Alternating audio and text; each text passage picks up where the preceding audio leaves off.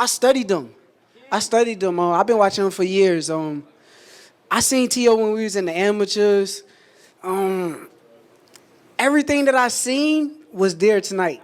Like the things that I kind of saw on tape and on film, it was all in front of me tonight. And there is benefits from watching tape. Hey, boxing gyms. I'm telling you, look at boxing gyms. That's my dude right there, man. He phenomenal. He phenomenal with the technical aspect about boxing, man. Teofimo Lopez was dominated with the jab as predicted. The low hands in the open stance poisoned Teo's chances to win the fight from the very beginning.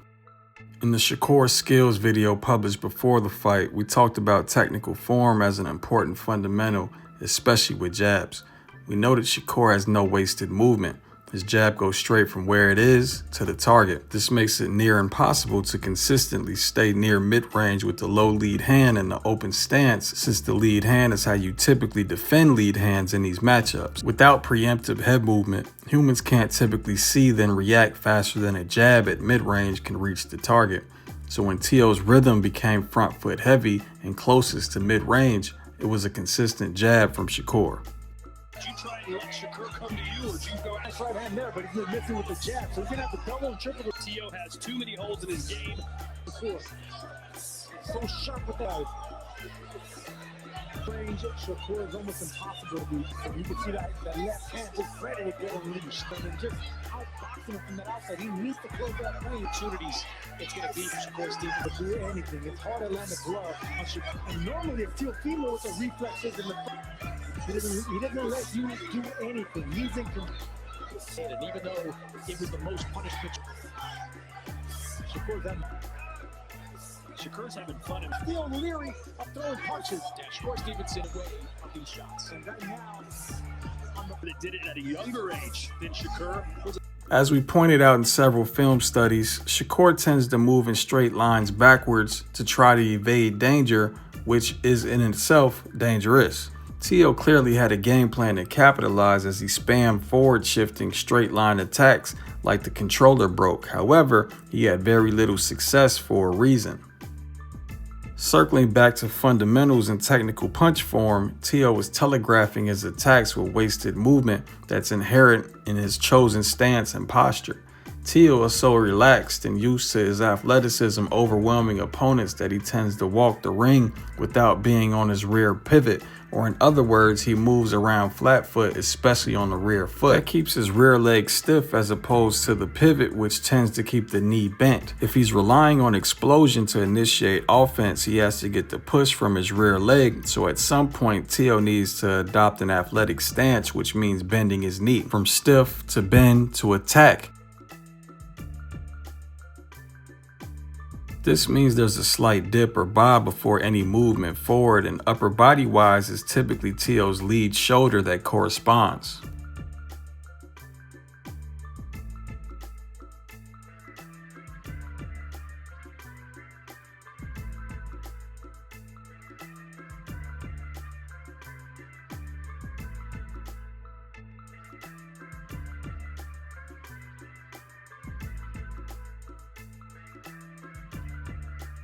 Quickly, Teo's tail seemed to be timed with pure defense or defense and offense. Shakur wasn't shocked by the explosiveness because he saw it coming almost every time.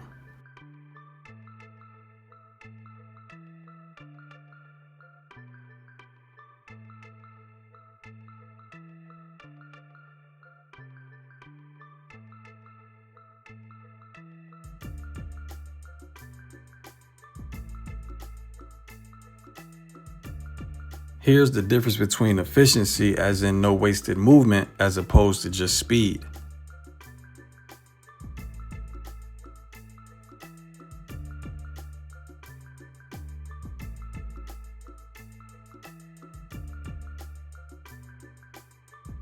Even if Shakur couldn't counter the step-ins immediately, and as we pointed out in the pre-fight film study, the forward shifts also left Teo's centerline exposed briefly while he transitioned from stance to stance.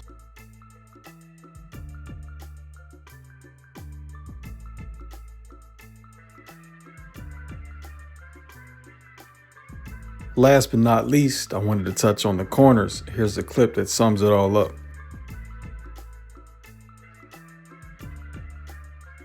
See how you got him going that way? Keep him going that way, okay? Don't let him go to his fucking left, to your right, all right? Don't let him go this way. Keep him going that way, just what it is, okay? The more he square up, the more you're going to see everything, all right? Okay? You just keep the jab on it. Start doubling it. Once you start doubling that shit, you're going to see the fucking hook, okay? I promise you. Look for that fucking hook. Fuck him up!